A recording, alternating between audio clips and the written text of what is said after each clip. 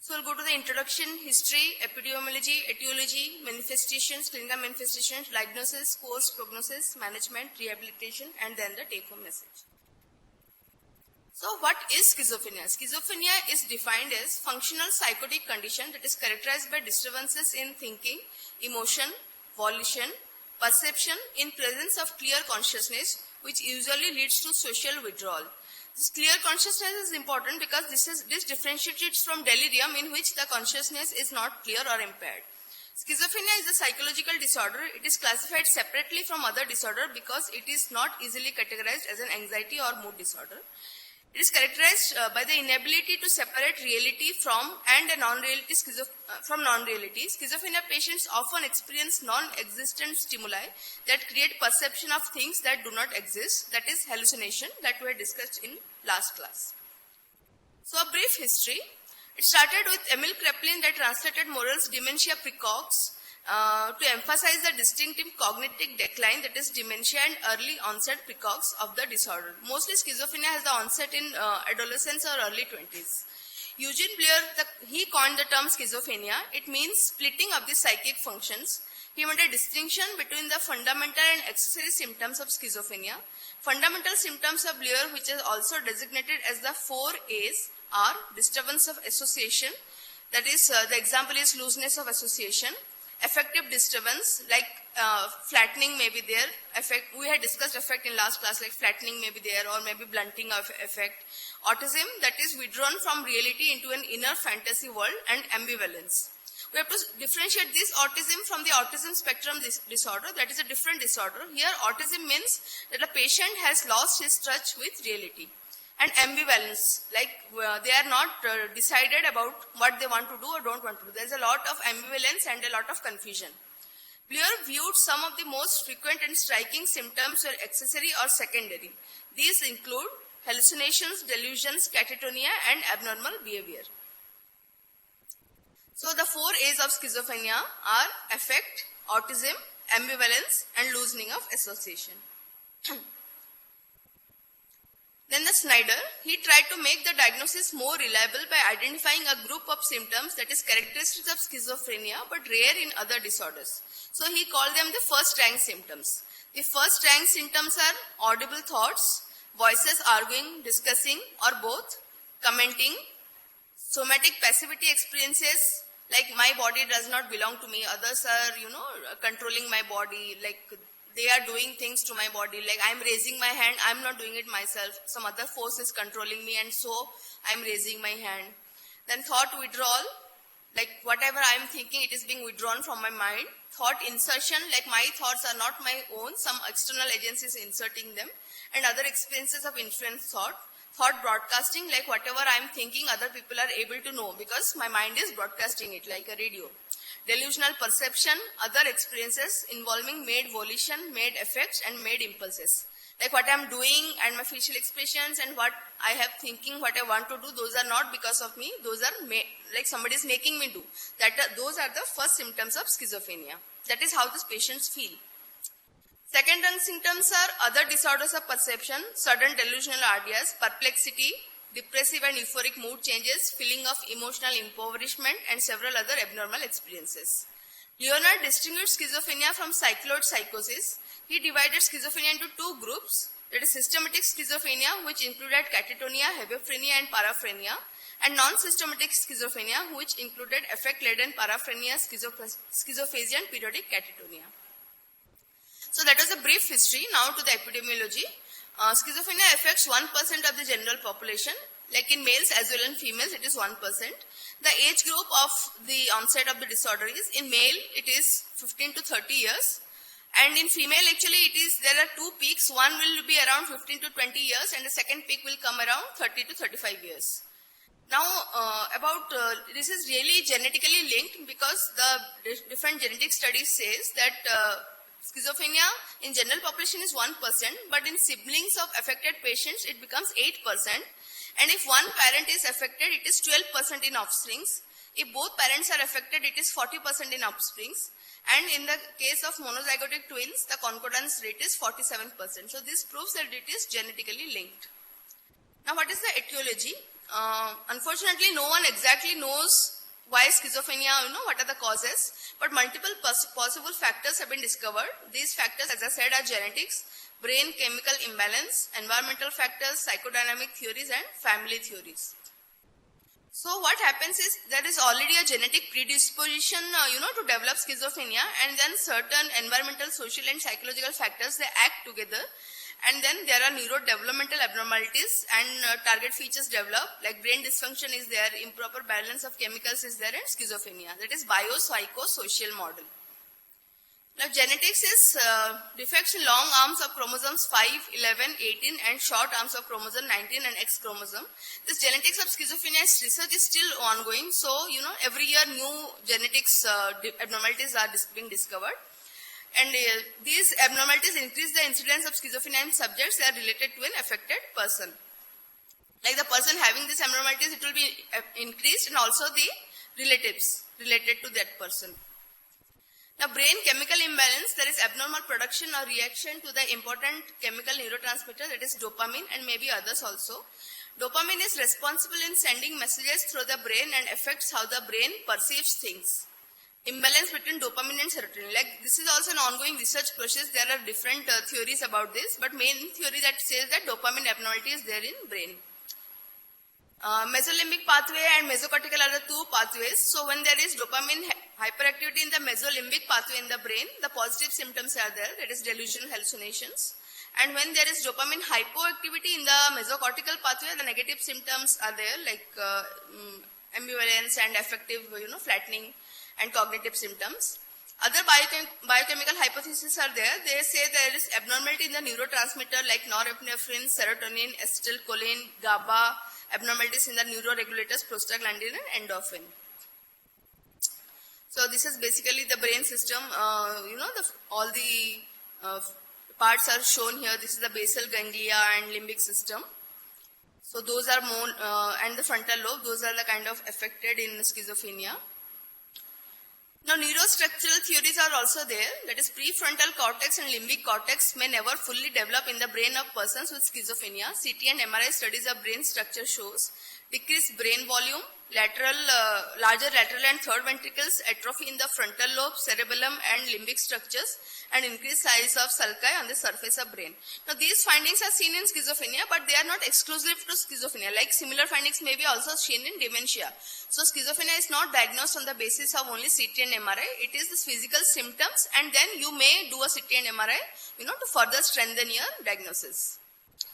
Now we come to the environmental factors. Stress-inducing environmental factors such as social pressure, physical or sexual abuse, loss of loved ones, hormonal imbalance, malnutrition and early exposure to viruses. The major brain changes that occur during puberty has also been identified as a possible contributing factor. Like already the genetic predisposition is there, then there are traumas such as this, and then schizophrenia is manifested. The perinatal risk factors for the child is if the mother has maternal influenza, and also research has shown that children that take birth during late winter or early spring are more prone to schizophrenia. Maybe because in Western countries the viral infections are very high during that time, and then complications of pregnancy, particularly during labor and delivery. So, and then we have the psychodynamic theories. The psychodynamic theories are developmental theories. According to Freud, in psychosexual development oral stage, there is regression present along with that denial, projection and reaction formation. Like there are different stages of development in psychodynamic theories. For this purpose of lecture, it will be very long if I go into details of that. So I would like to say that in schizophrenia, there is a fixation at oral stage, and the different defense mechanisms that are used are denial, projection and reaction formation. The individual, they have poor ego boundaries, fragile ego, they have inadequate ego development or superego dominance, regressed ID, love-hate relationship and arrested psychosocial development. These are the different theories that have been put forward, psychodynamic theories. Now family theories. What are the family theories? Mother-child relationship. The mothers of schizophrenics are cold, overprotective and domineering, and thus retard the ego development of the child. I would again like to emphasize that these are all theories, and this does not mean that every schizophrenia patient we should start blaming the mother or the family. But yeah, in schizophrenia, these kind of relationships are found more often. Dysfunctional family system. There is hostility between parents and can lead to a schizophrenic child. Double-blind communication, that is parents convey two or more conflicting and incompatible messages at the same time. Like the mother, if the child asks the mother, can I go out and play? The mother will say yes, but she will say that angrily. So the child will be confused. Should I go? Should not I go? Because mom said yes, but at the same time she is angry. So that is double-binding communication. Now clinical manifestation. How do we recognize schizophrenia? The symptoms of schizophrenia can be categorized into three wide-ranging groups: positive symptoms, negative and cognitive symptoms. Now it has multiple pathological dimensions. The positive symptoms are delusion, hallucination and thought disorders. Negative symptoms are apathy, social withdrawal, restricted affect, anhedonia. Cognitive deficits are in attention, memory, executive function. Mood symptoms, there may be dysphoria, depression, and other symptoms are agitation and excitement. So here is some other specific examples. Negative symptoms are alogia, affective flattening, avolition, anhedonia, attention impairment, and positive are hallucination, delusion, bizarre behavior, and positive formal thought disorder. That is loosening of thought, derailment, tangentiality, those kind of things. So there are phases of schizophrenia. There will be a prodrome, that is decline in functioning, that precedes the first psychotic episode. Patient socially becomes withdrawn, irritable. There may be physical complaints, and suddenly the patient may have a change in personality, like a newfound interest in religion or the occult. And this takes over months and years. At that time, we cannot diagnose schizophrenia, but retrospectively, many people say that yes, I had observed some changes in the patient's personality. Psychotic acute phase is positive symptoms. There will be perceptual disturbances like auditory hallucinations, delusions. They are usually secondary. Delusion of reference is common, like people are talking about me. Disordered thought process and content, like loosening of association and derailment and tangentiality. Then there will be residual or chronic phase of schizophrenia. After many years of acute phase, a patient may go into the residual phase, or it may occur between episodes of psychosis. In this, there is marked by negative symptoms, flat affect, social withdrawal, odd thinking and behavior. Like there will be no positive symptoms, but the patient will not be 100% normal. There will be some residual symptoms like social withdrawal, talking less, affective flattening. So here is the person thinking, where are these voices coming from? I saw elephants under my bed. These are different, delusions and hallucinations that are depicted here. Schizophrenic delusion. What is a delusion? As discussed last time, delusion is a false, unshakable belief held which cannot be corrected by any means of reasoning and are not keeping with the patient's socio-cultural background. Some common schizophrenic delusions include being cheated, being harassed, being poisoned, being spied upon, being plotted against. These are all delusions of persecution. Most delusions are very grandiose and involve the patient at the center of some large plot or scheme. So depending on the content, delusions may be delusion of persecution, of jealousy, of love, of influence or control, of infidelity, somatic delusions or delusions of grandeur. Now these are some interesting syndromes we can say. Capgras syndrome, an uncommon syndrome in which the patient believes that a person to whom they are close, usually a family member, has been replaced by exact double. I mean, my family member, like suppose my child has been replaced by another person. He looks like my child, but he is not my child. That is what they believe. Intermetamorphosis is characterized by delusion that people have swapped identities while maintaining the same appearance, involves a false recognition of both appearance and identity. Fregoli syndrome is the rare disorder in which a person holds a delusional belief that different people are in fact a single person who changes appearance or is in disguise. The syndrome may be related to a brain lesion and is often of a paranoid nature, with the delusional person believing themselves persecuted by the person they believe is in disguise. Like one person is, coming in different disguises to harass me. The condition is named after the Italian actor Leopoldo Fregoli, who was renowned for his ability to make quick changes of appearance during his stage act. So, these are certain bizarre thoughts and symptoms that are shown. Like you can see the cat looks in the mirror and she is a tiger, so it is delusion of grandeur there. Schizophrenic hallucination. What is a hallucination? It's a non-existent hallucination is a non-existent stimulus that is perceived as real. Most common is hearing voices. However, the patient may also have visual hallucinations where they see a person or object that does not exist. Actually, in Western countries, auditory hallucinations are very common, but in India also we can see visual hallucination in a lot of patients. Hallucinated voices often interact with the patient by commenting on their behavior, by ordering them to do things, by warning of impending dangers, and by talking to other voices about the patient. So here it is, the patient, there are different voices talking to them, and then they are also hypersensitive, like see the sound of a mixer grinder seems like a cement mixer to them. The auditory hallucination can be elementary, that is only noises, or partly organized like music, or completely organized like hallucinatory voices. Classical schizophrenic hallucinations are persistent, prominent, and organized.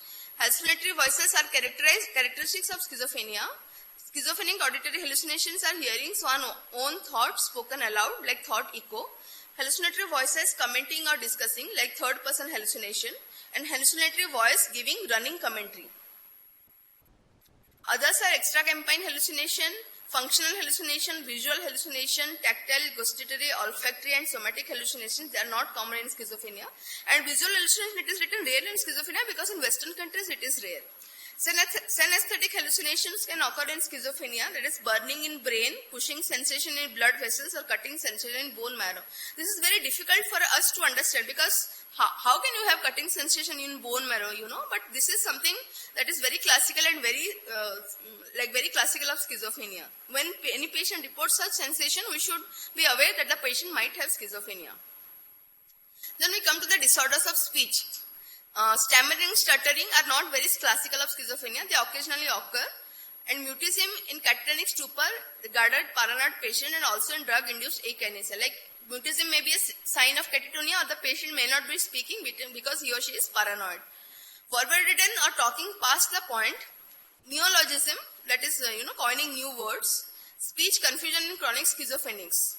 Echolalia, elogia, coprophrasia, that is involuntary use of obscene language. It is also seen in tic disorder. And poverty of speech, like their speaking will be decreased. The amount of speech, amount of words they say will be decreased. You will ask them questions and they will reply in 2 to 3 words, not the whole sentence, and they will not elaborate on a topic. Or there may be grossly disorganized behavior, this is very classical of schizophrenia. You might have seen certain homeless people on the road, they are talking to self, muttering to self, poorly groomed, not wearing clothes, and very, they have not taken baths. So that is disorganized behavior. Difficulty in goal-directed behavior, like activities of daily living they cannot do. Unpredictable agitation, silliness, social disinhibition, bizarre behavior, and there is a purposelessness to the behavior, like the activities are not goal-directed. Then what are the cognitive symptoms? Difficulty in concentration and memory, disorganized thinking, slow thinking, difficulty understanding, poor concentration, poor memory, difficulty expressing thoughts, and difficulty integrating thoughts, feelings, and behaviors. So ABC symptoms of schizophrenia based on clinical features. This is just for the ease of remembering. A is autistic thinking, ambivalence, anhedonia. B is blunted affect. C is catatonic behavior, concreteness. D is delusion. E is echolalia, echopraxia, eccentric behavior, excitement. And F is functioning in work is decreased, or there is frank incoherence.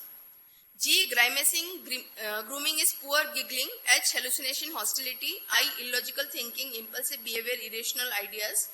J, judgment is poor. L, loosening of association, loss of ego boundaries and insight. M is mannerism, made impulses, feelings, volition, and act. N is neologism, negativism. O is oddity of behavior. P is perseveration or poverty of speech. R is rigidity. S is somatic passivity, suspiciousness, stereotypes, suicidal ideas or social withdrawal. T is thought block, thought insertion, broadcasting, withdrawal at thought echo. V is verbigeration, vague hypochondrial features. And W is flexibility seen in catatonia and wandering tendency. So this was the A to W of schizophrenia. Then what are the types? Like in DSM-5, that is DSM is Diagnostic and Statistics Manual. These types have been removed, but they were there till DSM-4, that is the previous version of DSM. Catatonic, paranoid, undifferentiated, disorganized, and then residual. So catatonic means little to no movement, possibly a vegetative state. Like the patient, they will be rigid, and there will not be much free movement.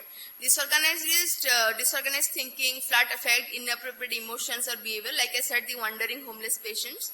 All homeless patients are not schizophrenic, but if you see somebody wandering and poorly groomed, muttering to self, then most probably he or she is schizophrenic. Paranoid is delusion, hallucination, false belief of grandeur. Residual schizophrenia is a long-term schizophrenia where most symptoms have disappeared and there are negative symptoms often remain, such as flat affect or a refusal to talk. An undifferentiated type does not fit in one of the above categories because the patient has symptoms of multiple types. So catatonia schizophrenia, cata means disturbed. It is characterized by marked disturbance of motor behavior. The forms are catatonia stupor, catatonia excitement, catatonia alternating between excitement and stupor. So these are also the different clips showing schizophrenia patient. Both the clip below, they have been taken from previously patients were kept in asylum. So those are pictures of real patients from the asylum. Then excited catatonia clinical features are increased psychomotor activity, restlessness, agitation, excitement, aggressiveness, at times violent behavior, increased speech production or loosening of association, or frankly incoherent. The speech will not at all be coherent. Or there will be excitement that becomes very severe and is accompanied by rigidity, pyrexia and dehydration and can result in death. Then it is known as acute lethal catatonia or pernicious catatonia. Then retarded catatonia, it is catatonia stupor. The features are mutism, rigidity, negativism, posturing. Posturing is voluntary assumption of an inappropriate and often bizarre posture for long periods of time. The patient will be standing on one leg or raising the hand, and they will stand like that for long period of time. Stupor, echolalia, echopraxia, flexibility, that is parts of body can be placed in positions for a long period of time even if very uncomfortable. Ambitendency and automatic obedience. Then the diagnosis, how to know what's going on. So here we come to the criteria of DSM-5, that is Diagnostic and Statistical Manual of Mental Disorders by the American Psychiatric Association. So the criterion A is active phase symptoms, 2 or more of the following, each present for a significant portion of time during a 1 month period. One of them must be 1, 2 or 3. Matlab, out of these 5, 1, 2 or 3 must be present, and out of the 5, 2 or more should be present. Delusion, hallucination, disorganized speech, grossly disorganized or catatonic behavior, and negative symptoms. Criterion B is the level of functioning in one or major areas such as work and interpersonal relationship or self-care is below the level achieved prior to the onset. If the onset is in childhood or in adolescence, there is failure to achieve expected levels of interpersonal, academic or occupational functioning. Like it affects your daily life and work. That is what they are trying to say. Then criterion C is disturbance persists for at least 6 months. The 6-month period must include at least 1 month of symptoms that meet criteria A. That is, total disturbance must be at least 6 months and 1 month of symptoms that that include criteria A, that meet criteria A. The 6-month period may include prodromal or residual symptoms. During these prodromal residual periods, the signs of disturbance must only be exhibited by negative symptoms and 2 or more symptoms listed in criteria A present in an attenuated form. That is, maybe delusion, maybe odd belief, or unusual perceptual experience may be there instead of hallucination. Then D criterion is schizoaffective disorder and depressive or bipolar disorder are ruled out. I will go in later lectures what are those disorders. And criterion E is the physiological effects of a substance or another medical condition has been ruled out. That is, many drugs, even drugs of abuse or other medications or medical conditions may mimic schizophrenia. So we have to rule them out. Criterion F, if there is a history of autism spectrum disorder or a communication disorder of childhood onset, the additional diagnosis of schizophrenia is made only if prominent delusion, hallucination, in addition to the other required symptoms of schizophrenia, are also present for at least 1 month. Like, even if there is autism, if there is, very prominent delusion or hallucination for 1 month, then we can diagnose as schizophrenia. The following course specifiers are there. I think these are not really, at this level, it will be too cumbersome for you, so I'll just skip it. And so this is the ICD-10 classification of schizophrenia. Like ICD classifies all disorders, international classification of diseases. So schizophrenia comes under, F20 to F29, and the different types, like F20 is schizophrenia, 20.0 is paranoid schizophrenia, 20.1 is hebephrenic, 20.2 is catatonic, 20.3 is undifferentiated, 20.4 is post-schizophrenic depression, 20.5 is residual, 20.6 is simple, and 21 is schizotypal disorder. Course and prognosis, the classic course is one of exacerbation and remission. There will be, exacerbating, and then the symptoms will decrease, and again they will increase and they will decrease. And so it is described as the most crippling and devastating.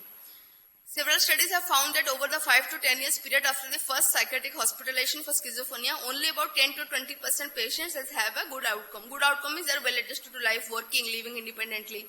More than 50% of patients have a poor outcome with repeated hospitalization. So in more than 50%, the prognosis is not good. So what are the good prognostic features? How do you know that, patient will improve and remain improved? Abrupt or acute onset, later onset, there is a presence of precipitating factors like certain trauma has, precipitated it. Good premorbid personality, paranoid and catatonic subtypes, short duration less than 6 months. like less than 6 months since the treatment has started. Like the schizophrenia onset and the treatment, the treatment has started within 6 months. Predominance of positive symptoms, family history of mood disorders, good social support, female sex, married and outpatient treatment. Like if the patient is less severe, then obviously we did not admit them.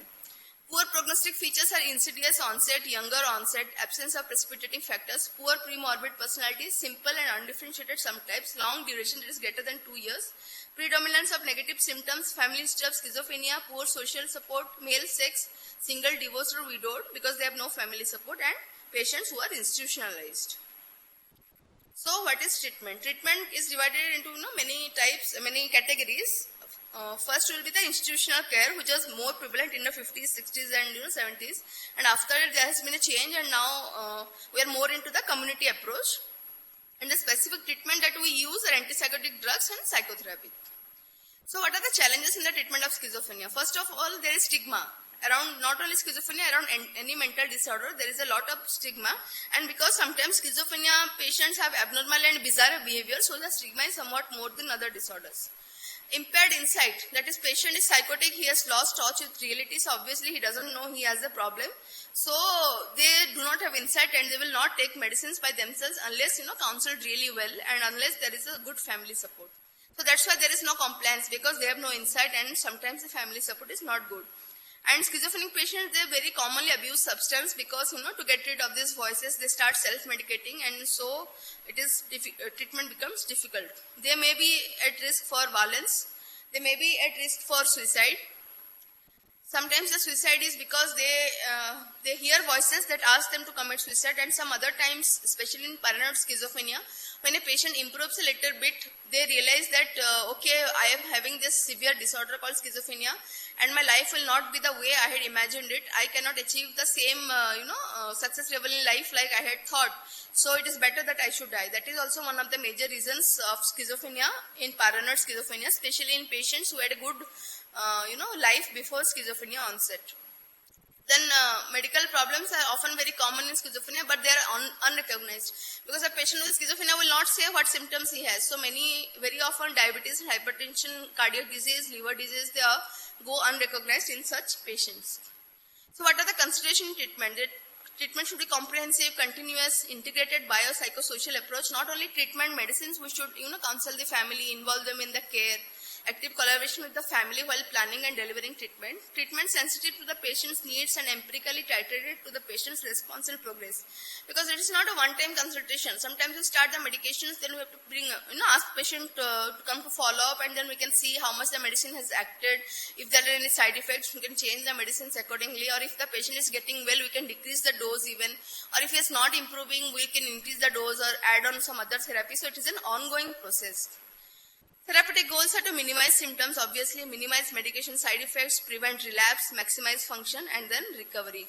Recovery is an apostrophe because recovery in schizophrenia is difficult, but it's a long road. 3 aspects of treatment are biopsychosocial. Biological is medicine, social is care after patients,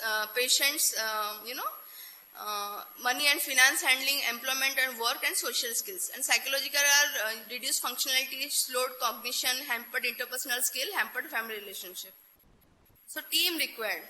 Like all this cannot be done by one doctor. There should be team, doctor, counselor, social worker, vocational trainer, and family members.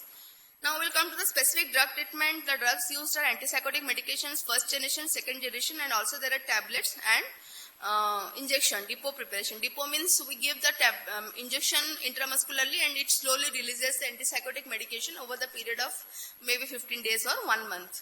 And adjunctive medications are lithium, antidepressants if the patient is depressed, benzodiazepine if there is insomnia, anticonvulsants may be there if there is manic symptoms and hyperactivity. Other medications are anti-Parkinsonian medications because antipsychotics cause Parkinsonian symptoms, so anti-Parkinsonian medications are given to counteract the side effect, and beta blockers may be given to decrease the tremors that are caused in such patients because of medications.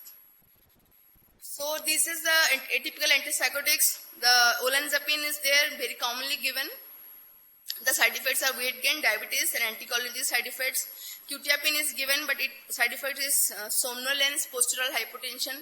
Aripiprazole, the good thing about is this, it causes less hyperprolactinemia or weight gain or glucose or lipid profile changes, but it causes insomnia, akathisia, orthostatic hypotension, constipation. Amisulpride is effective in both positive and negative symptoms. It has low potential for weight gain also, but it might cause EPS, galactorrhea, amenorrhea. Clozapine has less EPS, but the serious side effects of clozapine is agranulocytosis and also anticholinergic side effects. Risperidone, also commonly used, it has consistent positive efficacy data, no anticholinergic side effects, or very less anticholinergic side effects. But the problem is it causes postural hypotension. Ziprasidone is effective in both positive and negative symptoms. It is also an anxiolytic and also an antidepressant. Properties there, but it has low potential of weight gain, cognitive impairment or cardiovascular side effect. But the disadvantages are it causes EPS, that is extrapyramidal symptoms, orthostatic hypotension and QT prolongation. So IPS is Indian Psychiatric Society. The guidelines are therapy includes three phases: acute, post-acute or stable or maintenance phase. And the choice of drug, it depends on side effect profile, prior response, patient preference and cost, and preferred route of administration. Adequate trial is needed, like minimum duration of 4 to 6 weeks for all drugs should be given except clozapine, because clozapine, the full therapeutic effect, it takes 3 to 6 months. So the patient, before you change a medication, at least a 4 to 6 weeks trial at adequate dose must be given before you say that no, this medicine is not working. After 4 to 6 weeks, if there is no significant improvement, you can change the medication. Doses need to be individualized. In psychiatry, one dose is effective for all, no such rule exists. So the dose has to be individualized. We have to give the patient medicine, see the response, and then when he or she comes for follow-up, we can increase or decrease or add on accordingly. Recommended dose is mostly in the range of 300 to 1000 mg of chlorpromazine equivalents per day. Chlorpromazine is a drug with which we compare all the other antipsychotic drugs. So when we say 300 mg of chlorpromazine, it means around 10 mg of olanzapine. So that way we have to titrate. Tapering up dose at 20% of the initial dose in every 6 months until a minimum effective dose is reached. Like if the patient is showing improvement and continues to stay improved, then we can decrease the dose, but not suddenly because it will lead to a relapse. So we can decrease only 20% of the initial dose in every 6 months, that too, until the lower effective dose which reached. Then duration of treatment, it depends. In the first episode, patients 1 to 2 years of maintenance may be needed. Patients with several episodes of exacerbation may be more than 5 years of maintenance, and patients with history of aggression or suicidal attempts or very severe symptoms, they may require indefinite period, even lifelong. Then typical antipsychotic limitation are extrapyramidal side effects, that is Parkinsonism, akathisia, dystonia, tardive dyskinesia, that is the worst form of EPS, involuntary movements will be there. Other common side effects are anticholinergic side effects, dry mouth, constipation, blurry vision, tachycardia, orthostatic hypotension, sedation, weight gain, or neuroleptic dysphoria. It causes a kind of secondary depression in schizophrenia patients. Parkinsonian side effects are rigidity, tremor, bradykinesia, like slowness of movement, mask-like faces.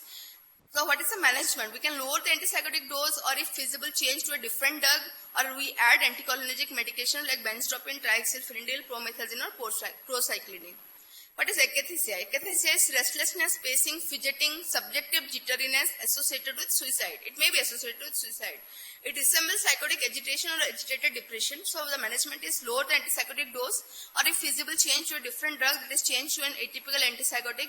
What are the adjunctive medications? We can give propranolol, another beta blocker, benztropine and benzodiazepines. Acute dystonia, there is muscle spasm, oculogyric crisis, torticollis, opisthotonus, tongue protrusion. It is dramatic and painful, and treat with intramuscular or IV promethazine or benztropine. And when you give antipsychotics, you have to advise the patient that suddenly if you go into muscle spasm, or the eyes roll upwards, or your neck has goes into spasm, you have to come to us immediately, because for patient it is very frightening. They think that I am dying or what is going on, but it can be relieved within minutes by giving them intramuscular promethazine or benztropine. Tardive dyskinesia, there is involuntary movements, often choreotheatoid, often begins with tongue or digits and progresses to face, limbs and tongue. Etiological mechanism is not clear. Incidence is about 3% per year with typical antipsychotics. Higher incidence in elderly. The major risk factors for developing this are high doses of antipsychotic, long duration of treatment, increased age, women, history of Parkinsonian side effects and mood disorder. So prevention is minimum effective dose, atypical medication, monitor with AIMS test. AIMS is a scale for gauging tardive dyskinesia. Treatment is low dose of antipsychotic or switch to atypical, typical antipsychotics cause more tardive dyskinesia. Treatment of vitamin E is questionable, and then tetrabenazine. Now this is important. Neuroleptic malignant syndrome can be a rare but dangerous side effect. There will be fever, muscular rigidity, autonomic instability, delirium. It is caused by, there is muscle breakdown, and so there will be increased CK. It is rare but very life-threatening, and the risk factors include high doses of antipsychotic, high potency drugs, and parental administration. How do we manage this? We stop antipsychotic. Obviously, we admit the patient, stop the antipsychotic, and supportive measures: IV fluids, cooling blankets, bromocriptine, and dantrolene. Now, another treatment of ECT is ECT in schizophrenia. Schizophrenia itself is not a primary indication. So, what are the indications for ECT in schizophrenia? They are catatonic stupor, uncontrolled catatonic excitement, acute exacerbations not controlled with drugs, severe side effects with drugs in presence of untreated or resistant schizophrenia, or if there is risk of suicide, homicide, or danger of physical assault. Now we come to the non-pharmacological management of schizophrenia. Psychotherapy, it may be individual psychotherapy or it may be group psychotherapy. The types are supportive, cognitive behavioral, compliance therapy, psychoeducational, and psychoanalytic theory. In cognitive behavioral theory, basically, the behavior is affected by the cognition. That is the undermining premise that patients, they might, say that myself, I am negative views about the self, about the world and the future. So in cognitive behavioral theory, those are corrected. And compliance theory is basically asking the patients to be compliant with treatment. We have to make them understand that the disorder, what is the course and prognosis, why they have to take treatment, so that they understand. Now, families and exposed emotion. The families of schizophrenic patients sometimes have high levels of criticism, hostility, over-involvement, have more frequent relapses. The three attitudes pertaining to expressed emotions are known as hostile, critical, and emotional over-involvement. They will be like angry at the patient, critical of the patient. The relatives influence the outcome of the disorder through negative comments and non-verbal actions, like you will never get okay, or why you are not going and doing a job, why are you not earning money, this is not a disorder, you are just acting or something like that, you are lazy, those kind of things. The stress from the family for the patient to recover and end certain behaviors causes the person to relapse in their illness. If you live in such an environment where you are constantly criticized and people, they comment on you that you are intentionally doing all this, you are lazy, you are good for nothing, then obviously the patients, they will relapse. Common factors associated with psychotic relapse are antipsychotics are not completely effective, or there is non-compliance, poor family economical status, stressful life events, home environment, high expressed emotion, hostility, criticism, over-involvement, alcohol use, drug use. So we need rehabilitation. So why does schizophrenia need rehabilitation? Because not taking treatment for a long time or quit medicines often, there is very severe illness, there is relapse, becomes difficult to treat and requires even longer intense treatment. If treatment is not taken, the symptoms increase, functionality reduces, family finds it difficult to manage patient, and the chances of recovery start diminishing. So rehabilitation is the focus of psychiatric rehabilitation is strengthening self-care and promoting and improving quality of life through relapse prevention. It has improved outcomes by providing community family support services to decrease hospital readmission rates and increase community integration. Social skill training to the patient. Like many times patients with schizophrenia, they do not know how to talk or they do not know how to have a conversation, make friends. So social skill training, vocational rehabilitation, like we teach them certain skills depending on their education level, like stitching or making toys or something like that.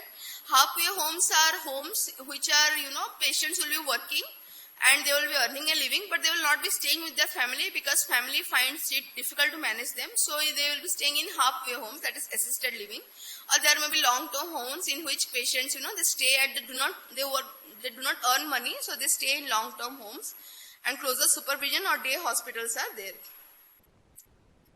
Now, treatment-related facts. Schizophrenia as an illness is not curable mostly, but is definitely manageable with right kind of treatment and care. Early detection and timely intervention for adequate time can help manage schizophrenia. Schizophrenia patients tend to quit medicines often, due to which the symptoms tend to worsen, because most of the times when they improve, they think that I have improved so I did not take medicine, or otherwise because of their psychosis they are unable to realize that they need to take medicine because the inside might be very poor. If a mental illness relapses many times, it makes treatment increasingly difficult and may not attain desired recovery. Like the first relapse, the patient you treat, and again if the relapses, it becomes even more difficult to treat because the neurotransmitter level, has further deteriorated. So multiple relapses makes it more difficult to treat an illness. And irreversible brain damage occurs if not treated in the first 5 years. Like I said, CT and MRI findings show decreased cerebral volume. So once that has happened, medicines cannot reverse that. Every year, 5 to 20% of patients relapse. 20 to 30% patients have an inadequate response to treatment, and compliance remains a major issue. Some patients relapse even when they are on medications. The bulk of functional deterioration tends to occur in the first 5 years of the onset, and the illness becomes stable. So it is very, very, very critical that we recognize early and start treating early, because the initial 5 years are very critical. If in the initial 5 years we can manage well and treat well, then the patient will not have a lot of deterioration. As the time passes, positive symptoms settle down and negative symptoms become more prominent. Like in elder patients, we can see that even without treatment, the delusion hallucinations have decreased, but the negative symptoms will be there, like affective flattening, social withdrawal, decreased poverty of speech, like this. So how do people live with schizophrenia? Many people diagnosed with schizophrenia are still able to live normal, happy lives. For those diagnosed with the disorder, it is very important that they continue to take their medication and abstain from drugs and drinking. One man diagnosed with schizophrenia presents this optimistic picture of living with this disorder. This is the patient's own words. Those early years when you are first diagnosed are very hard. Many people are very surprised by the illness and don't know what to do. Many refuse medicines, but as time goes on, most people learn what works. They find their best medication. They find a way to live that is satisfying and does not stress them too much. They learn not to drink too much alcohol and to take care of themselves. They find a good doctor, and often others help them, such as friends, priest or counselor. People make a decent life for themselves. They find love. They find work. It gets better. The key is to stick with the medication and to never give up. Those are golden words, to stick with the medication and to never give up. So these are some famous people with schizophrenia. John Nash, Beautiful Mind is a very good movie made on John Nash, and you can see that it is based on his experiences as a patient of schizophrenia. Sid Barrett he was guitarist for Pink Floyd and married Todd Lincoln, wife of Abraham Lincoln. Beautiful Mind, the movie, was created based on the life of schizophrenia patient John Nash. The movie drew the audience into Nash's delusions with the imagined people and conspiracies seeming to be completely real. Halfway through the movie, Nash is diagnosed with schizophrenia and his delusions are revealed to the audience. In the beginning, the patient will not be knowing that those are delusions or hallucinations. Halfway through the movie, the audience realizes that yes, these are hallucinations.